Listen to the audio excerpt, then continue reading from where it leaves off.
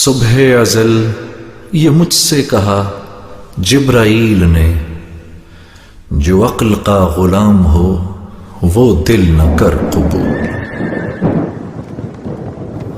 Programme پیش خدمت ہے تاریخ اور حریت اسلام، تحریر تحقیق آواز ابن آدم، پروڈیوسر ندا نعیم، پیشکش Riphah institute of media sciences. تاریخ حریت اسلام 16واں پروگرام، تحقیق و آواز ابن آدم۔ بغداد کی تعمیر نو میں ایوان کسریٰ کو مسمار نہ کیا جا سکا۔ خلیفہ نے جب کوفہ کے قرب و جوار میں ہاشمیہ کو دارالخلافہ کے لیے ناکافی پایا تو ایک وسیع اور پرفضا اراضی کی تلاش شروع ہوئی۔ نوشیرواں کا باغ داد، جو بغداد کے مختصر نام سے مشہور تھا، ملکی مصلحتوں اور آب و ہوا کے اعتدال کی وجہ سے پسند آیا۔ تمام ملک کے صناع و کاریگر طلب ہوئے۔ خلیفہ کی طبیعت میں کفایت شعری، بخل اور کنجوسی حد درجہ کی تھی۔ اس نے فیصلہ کیا کہ نوشیرواں عادل کے شاہی محلات جو مدائن میں موجود ہیں، اور خاص کر ایوان کسریٰ جو نہایت وسیع عمارت ہے، اس کو مسمار کر کے اینٹ، چونا اور لکڑی سے بغداد کی تعمیر نو شروع کی جائے۔ خالد برمکی خلیفہ کا وزیر تھا۔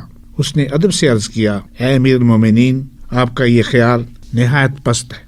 خزانے میں کس چیز کی کمی ہے کہ آپ شاہان عجم کی عمارت جو زمانہ میں یادگار ہے، جس کے دیکھنے سے ابتدائی زمانہ نبی کریم صلی اللہ علیہ وسلم کا یاد آ جاتا ہے، اور حضور کے ایک معجزہ کی تصدیق بھی ہوتی ہے جو آپ کی ولادت کے وقت ظہور میں آیا تھا۔ شیخ سعدی نے اپنے اس شعر میں اس طرف اشارہ کیا ہے، چسیتش در افواہ دنیا فتات، تزلزل در ایوان کسریٰ فتات۔ حضرت علی رضی اللہ تعالیٰ عنہ کا مسلح تو اب تک موجود ہے۔ علاوہ ازیں مذہبی تقدس کے نوشیرواں اور خرس و پرویز نے ایوان کو اس قدر مضبوط بنایا ہے کہ جس قدر رقم مسماری میں صرف ہوگی، اتنی ہی رقم میں جدید عمارت تیار ہو سکتی ہے۔ نیز امیر المومنین کے متعلق لوگوں کے خیالات اچھے نہیں رہیں گے۔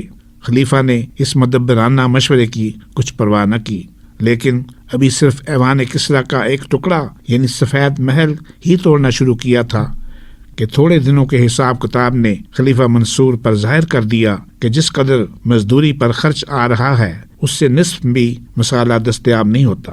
آخر اس نے اپنی غلطی کا اعتراف کر لیا اور محل کی مسماری کا کام ملتوی کر دیا۔ وزیر خالد برمکی نے عرض کیا، میں التوا کے خلاف ہوں، کام بدستور جاری رہنا چاہیے یہاں تک کہ سارا محل مسمار ہو جائے۔ خلیفہ منصور نے کہا کہ پہلے تمہاری رائے کیا تھی اور اب کیا کہہ رہے ہو؟ خالد نے کہا، میں نے اول انہدام ایوان سے اس لیے منع کیا تھا کہ ملوک عجم کی یادگار قائم رہنے سے گو ان کی ہیبت و شوکت کا بھی اظہار ہوتا ہے، لیکن عمارتیں زبان حال سے یہ تو بتاتی رہیں گی کہ جس قوم نے اس پر فتح پائی ہے وہ عجم والوں سے بھی زیادہ زبردست ہے۔ اور اب جو میں یہ کہتا ہوں کہ ایوان مسمار کر دیا جائے، اس میں یہ حکمت ہے کہ جب آئندہ نسلیں عمارت کے بعض حصوں کو ٹوٹا پھوٹا دیکھیں گی تو کہیں گی ایک وہ قوم تھی جس نے ایسے عالی شان کام کیے، اور دوسری وہ تھی کہ ایسی مستحکم عمارت کو توڑ بھی نہ سکی، حالانکہ بنانے سے توڑنا آسان ہے۔ منصور نے اس پر بھی عمل نہ کیا اور ٹوٹی پھوٹی عمارت کو اس کے حال پر چھوڑ دیا، لیکن وزیر نے دور اندیشی کی باتیں بتانے میں کسی قسم کی کوتاہی نہ کی۔ حضرت سفیان ثوری کا خلیفہ ہارون رشید کو عبرتناک خط۔ ہارون رشید اور سفیان ثوری میں بچپن کی دوستی تھی۔ جب ہارون رشید خلیفہ بنا تو سفیان سے ملنے کی خواہش ظاہر کی، لیکن انہوں نے پرواہ نہ کی۔ آخر ہارون رشید نے ان کے نام خط لکھا، جس کا مضمون یہ ہے، از ہارون رشید بنام برادرم سفیان۔ برادرم، تم کو معلوم ہے کہ خدا نے تمام مسلمانوں میں رشتہ اخوت قائم کیا ہے۔ میرے اور تمہارے جو تعلقات تھے وہ بدستور قائم ہیں۔ تمام میرے احباب میری خلافت کی مبارکباد دینے میرے پاس آئے اور میں نے ان کو گراں بہا صلے دیے۔ افسوس ہے کہ آپ اب تک نہ آئے، میں خود حاضر ہوتا، لیکن یہ امر شان خلافت کے بعید تھا۔ ہارون رشید جیسا با اقبال شہنشاہ مسجد کے پڑے ہوئے ایک ملا کو اپنے ہاتھ سے برادرم سفیان کہہ کر خط لکھتا ہے، لیکن اس مردان حریت کے شاہ سوار نے جواب میں کیا لکھا سنیے۔ از بندہ ضعیف سفیان بنام ہارون رشید فریفتہ دولت، تم نے اپنے خط میں خود تسلیم کیا ہے کہ تم مسلمانوں کے بیت المال کے روپے کو بے موقع بے جا گرام بہا سلے دے کر خرچ کر رہے ہو۔ اس پر بھی تمہیں تسلی نہ ہوئی اور چاہتے ہو کہ میں قیامت کے دن تمہارے اسراف کی شہادت دوں۔ ہارون، تجھ کو کل خدا کے سامنے جواب دینے کے لیے تیار رہنا چاہیے۔ تو تخت پر اجلاس کرتا ہے، حریر کا لباس پہنتا ہے، تیرے دروازے پر چوکی پیرا رہتا ہے۔ تیرے حکام خود تو شراب پیتے ہیں اور دوسروں کو شراب پینے کی سزا دیتے ہیں، خود زنا کرتے ہیں اور دوسروں پر زنا کی حد جاری کرتے ہیں، خود چوری کرتے ہیں، دوسروں کے ہاتھ کاٹتے ہیں۔ ان جرائم پر پہلے تجھ کو اور تیرے حکام کو سزا ملنی چاہیے، پھر دوسروں کو۔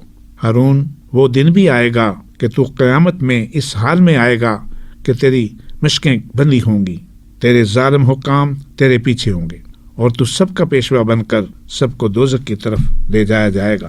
میں نے تیری خیر خواہی کا حق ادا کر دیا ہے اور اب پھر کبھی خط نہ لکھنا۔ کیسا کپ کپا دینے اور تھرا دینے والا خط ہے۔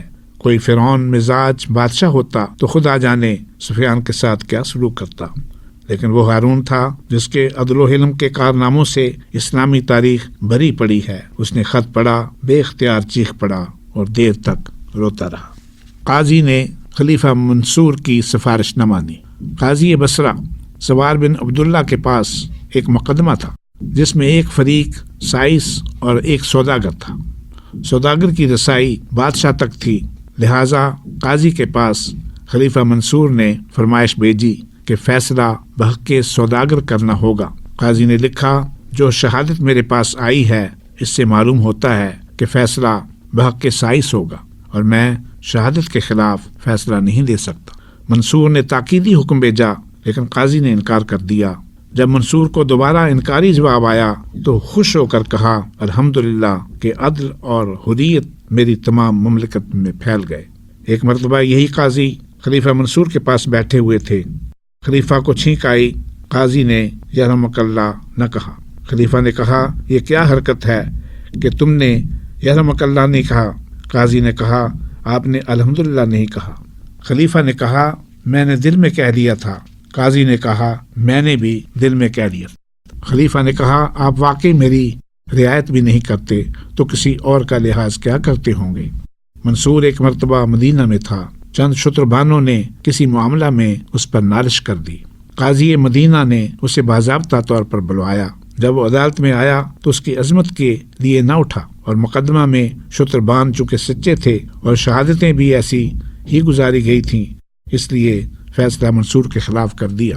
خلیفہ نے کہا، اس جرأت اور عدل کے لیے خدا تجھے جزائے خیر دے۔ منصور نے قاضی کے پاس اس انصاف کے صلے میں 10,000 دینار بھی بھیجے تھے۔ تاریخ الخلفاء صفحہ 145۔ ایک چوکیدار نے شہزادے کو بغیر محصول کے گزرنے نہ دیا۔ ابو العباس صفا کا ولی عہد اس کا بھائی المنصور ابو جعفر تھا۔ جب وہ طب کا علم سیکھنے کے لیے ادھر ادھر پھرا کرتا تھا تو ایک دن ایک منزل پر اترا جہاں ہر آدمی سے 2 درہم محصول لیا جاتا تھا۔ چوکیدار نے کہا، جب تک آپ محصول ادا نہیں کریں گے یہاں قیام نہیں کر سکتے۔ منصور نے کہا، میں بنی ہاشم ہوں اور ابو العباس کا بیٹا ہوں، محصول سے درگزرا۔ چوکیدار نے کہا، حکم حاکم سے مجبور ہوں۔ منصور نے کہا، میں رسول اللہ کے چچا کے بیٹوں میں سے ایک ہوں۔ چوکیدار نے کہا، سب درست، مگر جو آئین میں درج ہے اس کی میں خلاف ورزی نہیں کر سکتا۔ منصور نے کہا، قرآن مجید جانتا ہوں، عالم فقی ماہر فرائض ہوں، 2 درہم کیا 1000 درہم کا ایک نقطہ بتا سکتا ہوں۔ چوکیدار نے کہا، سب درست، لیکن آئین سلطنت میں کسی کے ساتھ رواداری جائز نہیں، مجھے اس معاملہ میں معذور سمجھو۔ شہزادہ جس نے ظلم کی ولی عہدی سے انکار کر کے زندگی قید میں گزاری۔ ناصر الدین باللہ خلیفہ بغداد بہت حریص شخص تھا۔ وہ اکثر متمول لوگوں کا مال ان کے مرنے کے بعد ضبط کر لیا کرتا تھا اور ان کے وارثوں کو ایک کوڑی بھی نہ دیتا تھا۔ ابو نصر محمد ظاہر باللہ کو اس نے ولی عہد کیا تو اس نے ولی عہدی سے صرف اس وجہ سے انکار کر دیا کہ خزانہ عامرہ میں لوگوں سے چھینا ہوا مال جمع ہے۔ ناصر الدین باللہ نے اس جواب سے ناراض ہو کر بیٹے کو قید کر دیا اور جب تک ناصر الدین باللہ کا انتقال نہ ہوا اس کو رہائی نصیب نہ ہوئی، بلکہ ساری عمر اس کی قید ہی میں گزری، کیونکہ تخت نشینی کے وقت اس کی عمر 52 سال کی تھی اور تخت نشینی کے بعد 9.5 سال زندہ رہا۔ ابو نصر محمد الظاہر باللہ نے تخت پر بیٹھتے ہی جن لوگوں کا مال اس کے باپ نے چھینا تھا وارثوں کو تلاش کر کے انہیں واپس کر دیا۔ جس قدر محصولات خلاف شرع تھے سب موقوف کر دیے، جاسوسوں کا محکمہ قطعی طور پر اڑا دیا۔ لوگوں نے بادشاہ سے کہا کہ آپ دل کو خوش رکھا کریں کیونکہ تمام عمر قید ہی میں گزری ہے۔ جواب دیا، جو دکاندار عصر کو اپنی دکان کھولے گا وہ کیا کمائے گا، یعنی بڑھاپے میں تخت ملا ہے، اب دل کو کیا خوش رکھوں۔ اللہ اکبر، ایسے لوگ بھی تھے جو ناجائز طریقہ سے مال جمع کرنا تو کجا اس کے وارث بننے سے بھی انکار کرتے تھے، بلکہ بادشاہت سے محرومی اور ساری عمر قید خانے کے مصائب برداشت کرتے رہے۔ حضرت مجدد الثانی نے شہنشاہ اکبر کے 9 رتن ابو الفضل کا منہ بند کر دیا۔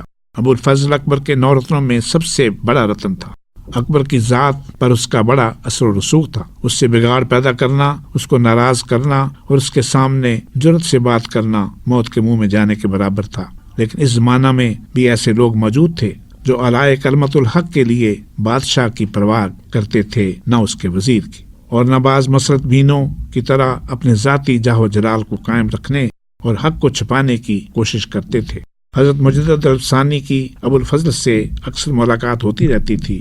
ایک مرتبہ ابو الفضل نے فلاسفہ کی تعریف اور توصیف میں ان کے مختلف علوم کا ذکر کیا اور اس میں اس قدر مبالغہ کیا جس سے علماء حق کی صریحاً حد تک ہوتی تھی۔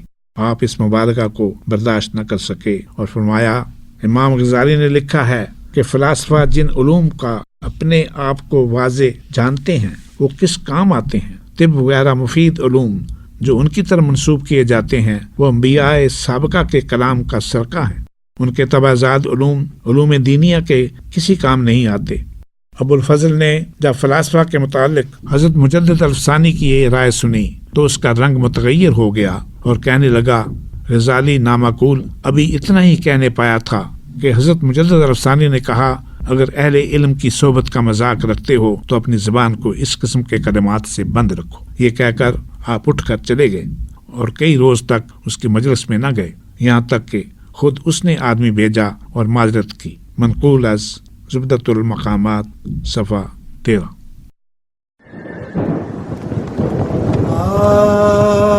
ابھی آپ پروگرام سن رہے تھے تاریخ اور حریت اسلام، تحریر و تحقیق و آواز Ibn Adam, recording engineer Wajid Mahmood, producer Nida Naeem, پیشکش Riphah institute of media sciences.